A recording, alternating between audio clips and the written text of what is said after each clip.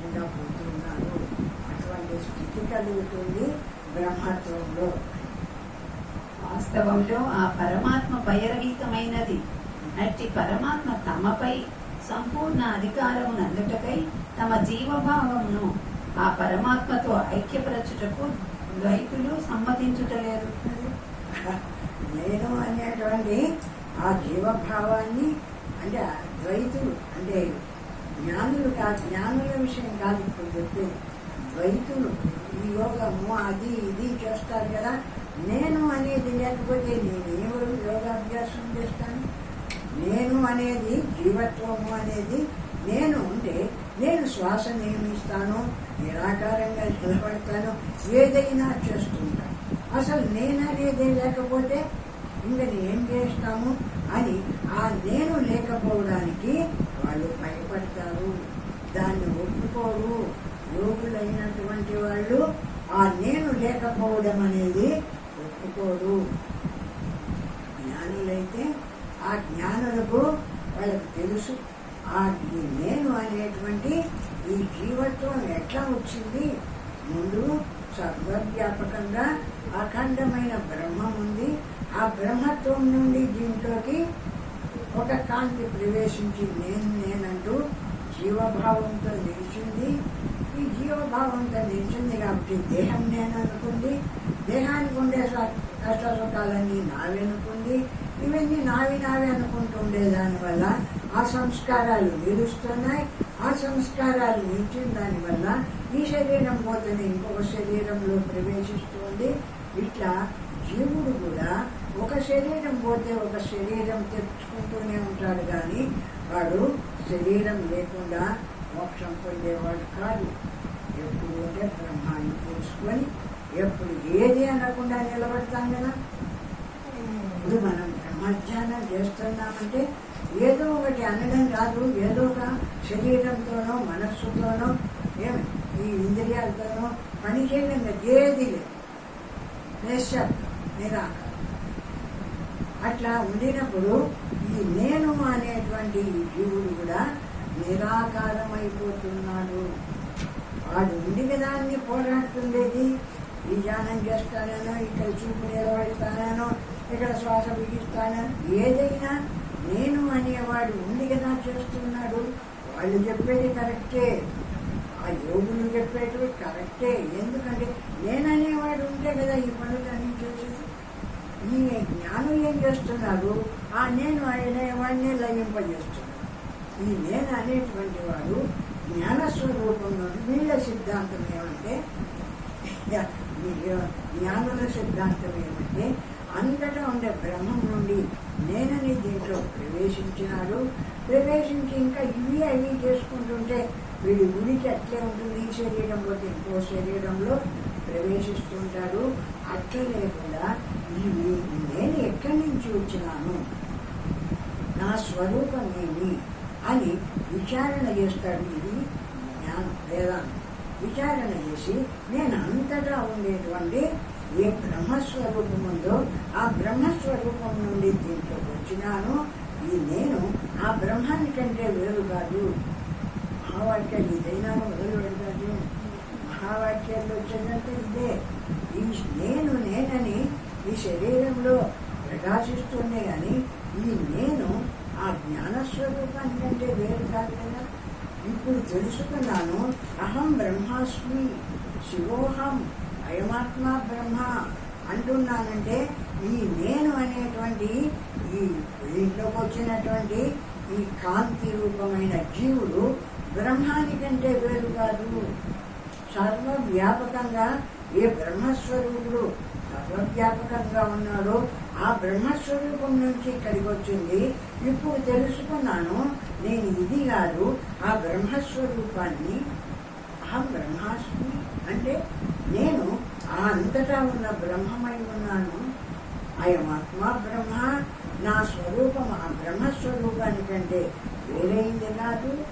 ఏమి అహం బ్రహ్మాస్మి శివోహం, నేను ఎవరంటే శివస్వరూపమై ఏ పరమాత్మ సర్వవ్యాపకంగా ఉందో ఆ పరమాత్మ కంటే దీంట్లో నేనంటుండేవాడిని వేరు కాదు. కాబట్టి శివోహం ఆ విధంగా ఇక్కడ ఉండేటువంటి ఈ జీవత్వాన్ని ఆ బ్రహ్మత్వంలో ఏకత్వం చేసుకుంటున్నాడు ఈ అద్వైతి అయినటువంటి జ్ఞాని. అటువంటి ఏకత్వానికి ఇది లేకుండా, నేను లేకుండా పోవడానికి ఈ వీళ్ళు యోగులైనటువంటి వాళ్ళు భయపడతారు. నేననేది లేకపోతే ఇంకా ఏం సాధన చేయాలా? సాధన చేస్తే కదా మనకి ఏదైనా ముక్తి వచ్చేది. ఆ నేననే లేకుండా పొమ్మంటున్నారు వీళ్ళు అని వాళ్ళు భయపడతారు అని చెప్తున్నాడు ఆ విషయాన్ని అంతా.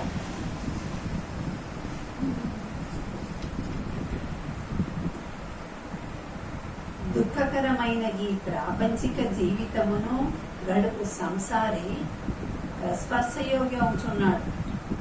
సంసారి అస్పర్శయోగి అవుతున్నారు కదా. దుఃఖకరమైన ఈ ప్రాపంచిక జీవితంను గడుపుతూ ఉన్న సంసారి స్పర్శయోగి అవుతున్నాడు. స్పర్శయోగి అదే కదా, దాంతో కూడుకుంటున్నారు. నేననేటువంటి ఇంట్లో ఉండేటువంటి ఈ జీవులు ఈ స్పర్శ అంటే దేహం నేను, ఇంద్రియాలు నేను, ఈ మనస్సు నేను, ఈ సుఖం నాది, ఈ ఆనందం నాది, ఈ డబ్బు నాది, ఇదినే అట్లా దీంతో కూడుకుంటూ ఉన్నాడు. ఈ నేను అనేటువంటి ఈ జీవభావము ఈ ప్రపంచ విషయంతో కలిసిపోతూ ఉంది. నిత్య విశ్వాసముతో ఆత్మతత్వముతోడి అనంత జీవితమును గడుపు దివ్య మానవుడు అస్పర్శయోగి అవుతున్నాడు. ఆ జ్ఞానస్వరూపాన్ని తెలుసుకొని ఏ బ్రహ్మము నుండి తాను వచ్చినాడో మళ్ళీ ఆ బ్రహ్మాన్ని చేరినప్పుడు మళ్ళీ జన్మ లేకుండా పోయేటువంటి మోక్షం వస్తుంది కదా అని అటువంటి జ్ఞాని అయినటువంటి వాడు ఆ విషయాన్ని అర్థం చేసుకొని ఆ విషయం తెలుసుకొని ఈ దేహము, ఈ మనస్సు, ఇంద్రియ ఇది ఏది నేను కాదు, నేను ఏ జ్ఞాన స్వరూపుడనై దీంట్లో ప్రకాశిస్తున్నానో, సర్వాన్ని తెలుసుకుంటూ శుద్ధ జ్ఞానమాత్రంగా ఉన్నానో ఆ నేను అంతటా ఉండేటువంటి పరబ్రహ్మస్వరూపాన్ని, నేను సర్వవ్యాపకమైన అఖండమైన బ్రహ్మస్వరూపాన్ని అనుకుంటున్నాడు. ఇటువంటి జ్ఞానయోగి అనుకొని తన భావాన్ని, విషయాన్ని వదిలేసి ఏది అనకుండా నిలబడుతున్నాడు. అంటే ఏదైనా అనుకుంటే ఆ విషయము ఆ రూపము ఏర్పడుతుంది కాబట్టి ఏది అనకుండా నిలబడినాడు. ఏది అనకుండా నిలబడే వాడికే తాను కూడా లేకుండా పోయినాడు.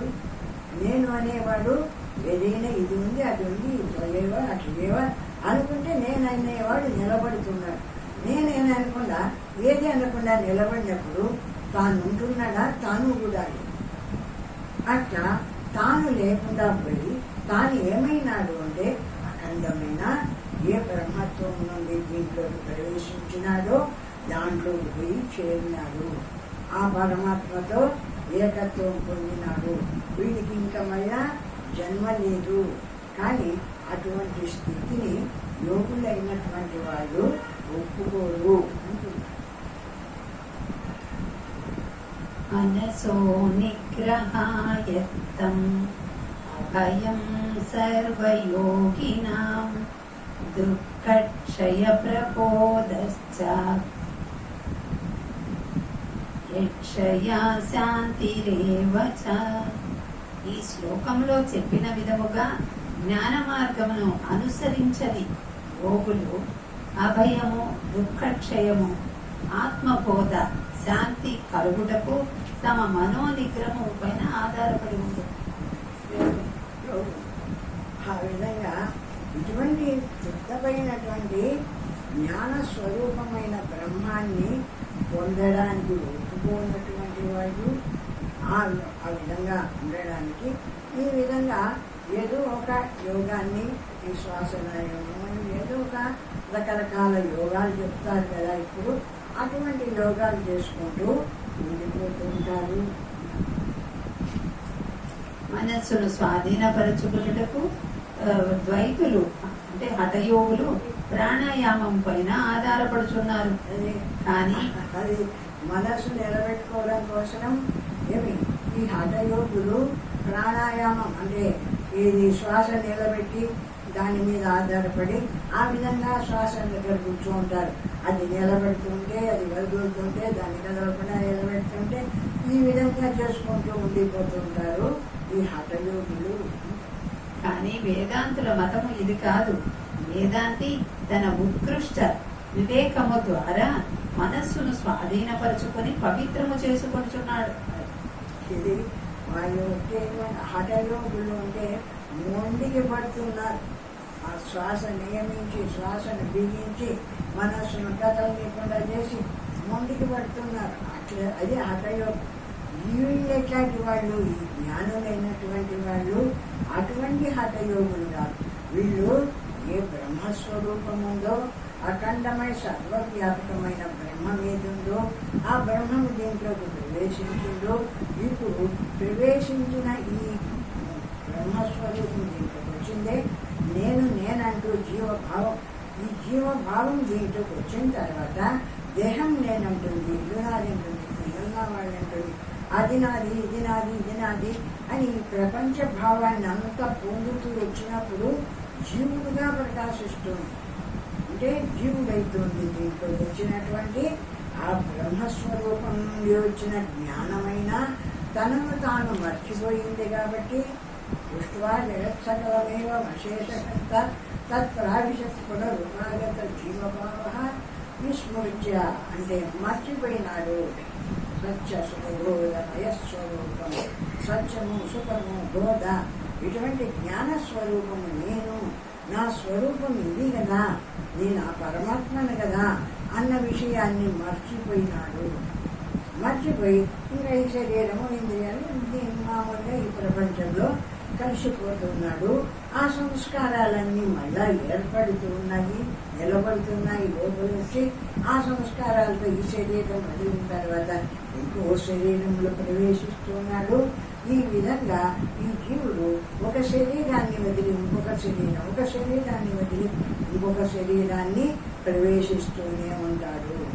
ఎప్పుడు వీడికి ఏ జ్ఞానం కలుగుతుందో, ఇదో దీంట్లోకి వచ్చిన నేను ఈ దేహం కాదు, ఈ ఇంద్రియాలు కాదు, ఈ సంసారం కాదు, నేను ఎవరు అంటే ఆ జ్ఞానస్వరూపుణ్ణి కదా. సర్వవ్యాపకంగా ఏ జ్ఞానస్వరూపమైన బ్రహ్మముందో ఆ బ్రహ్మం నుండి కదా నేను దీంట్లోకి వచ్చింది. నేను ఇది కాదు, నేను ఆ బ్రహ్మస్వరూపుణ్ణే. నేను ఎక్కడి నుంచి వచ్చినానో ఆ బ్రహ్మమే నా స్వరూపము. ఈ శరీరం కాదు, ఈ ఇంద్రియాలు కాదు, ఈ మనస్సు కాదు, ఇవేమీ కాదు. అహం బ్రహ్మాస్మి శివోహం అయమాత్మ బ్రహ్మ అని బ్రహ్మమే తాను అని ఆ బ్రహ్మమందు నిలిచి ధ్యానం చేస్తాడు జ్ఞాని అయినటువంటి వాడు. అప్పుడు ఈ నేను అనేటువంటి ఈ వ్యక్తి భావం పోతుంది, బ్రహ్మరూపమై నిలుస్తున్నాడు. ఆ విధంగా బ్రహ్మమందు ఏకత్వం పొందుతాడు జ్ఞాని అయినటువంటి వాడు. ఇటువంటి ఏకత్వానికి భయపడతాడు ఇతరులైనటువంటి వాడు. ఎప్పటికీ ఉండవాలా, ఈ శరీరం కాబట్టి ఇంకో శరీరంలో ప్రవేశిస్తాం, అక్కడైనా మనం ఇంకా ఐశ్వర్యాలు ఇవి వారు బతుకుతామేమో. ఈ విధంగా ఇంకా జన్మలు కావాలనే కోరుతూ ఉంటాడు. కానీ నాకు ఈ జన్మ వద్దు, ఆ పరమాత్మతో ఏకత్వం పొందవాలా అని అనుకోడు ఇతర యోగులైనటువంటి వాడు. అందుకు వాళ్ళు ఈ నేను అనేది బ్రహ్మత్వంలో కలిసి లేకుండా పోతుంది అంటే భయపడతారు. ఈ యోగాన్ని చూసి వాళ్ళు భయపడతారు అంటారు. కానీ వేదాంతి వివేకమనడు సూక్ష్మ సాధనతో ఆ మనస్సును స్వాధీనపరుచుకొని క్రమబద్ధము చేసుకొనుచున్నాడు. జ్ఞానం తెలిసినటువంటి వాడు, బ్రహ్మత్వం తెలిసినటువంటి వాడు, వాళ్ళంత కష్టపడబడలే వీడికి. ఆ యోగాభ్యాసం చేసేటువంటి వాడు ఆ శ్వాస నిరోధించి ఆ ఇబ్బంది పడి అదంతా కష్టపడబడలే. వీడు ఒక జ్ఞానాన్ని సంపాదిస్తాడు. నా స్వరూపమేమి, దీంట్లో నేను అంటుండేది నా స్వరూపమేమి అని విచారణ చేస్తాడు. ఈ నేను అంతటా ఉండేటువంటి జ్ఞాన స్వరూపమైన పరమాత్మను దాన్ని తెలుసుకుంటాడు. నేను బ్రహ్మస్వరూపుణ్ణి అనుకుంటాడు. శివోహం శివోహం అనుకుంటూ ఆ బ్రహ్మం నేను అనుకుంటూ ఈ చిన్నగా ఈ శరీరం నుండి ఎప్పుడు దాటుతాడో అప్పుడు అంతటా ఉండేటువంటి పరమాత్మలో కలిసిపోతాడు. ఆ విధంగా బ్రహ్మత్వంలో ఏకత్వం పొందుతాడు జ్ఞాని అయినటువంటి వాడు.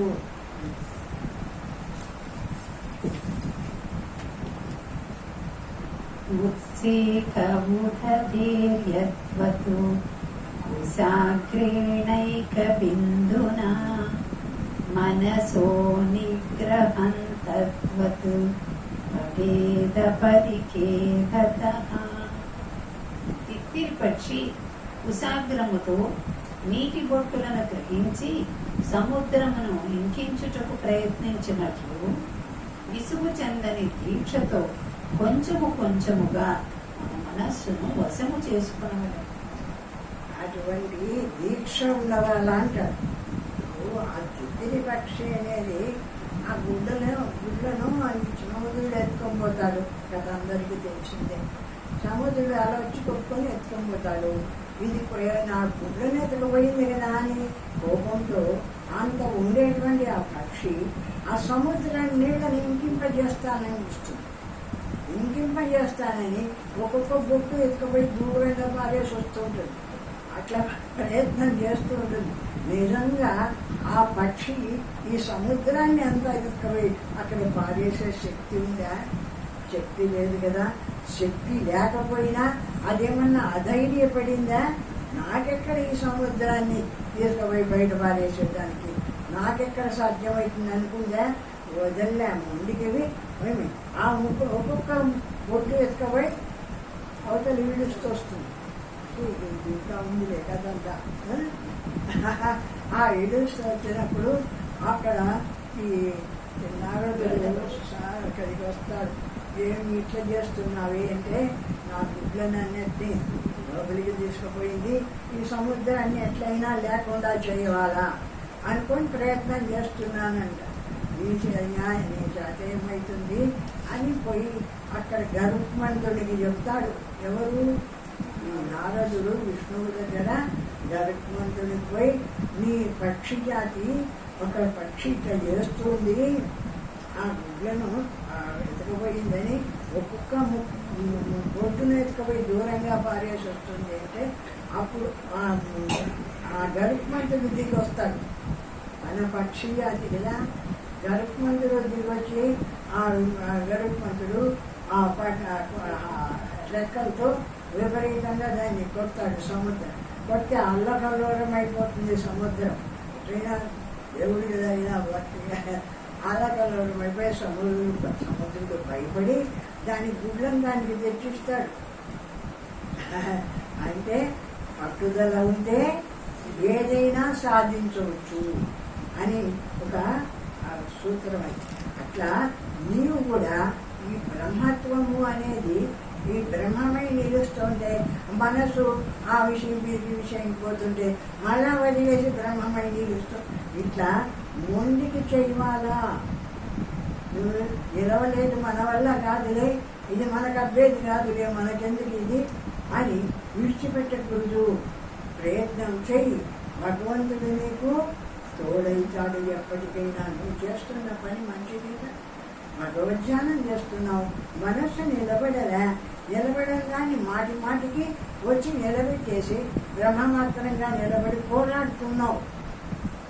ఈ మనస్సును నేనేం నిలబెడతాను అని అధైర్యపడలే, పోరాడుతున్నావు. కాబట్టి భగవంతుడు ఎప్పటికైనా నీకు దానికి సహాయపడతాడు అనేటువంటి విషయము చెప్పుకొస్తున్నాడు ఈ కథలో. ఇంతసేపు మీరు చెప్పింది అద్వైతులు సరిపోతుంది.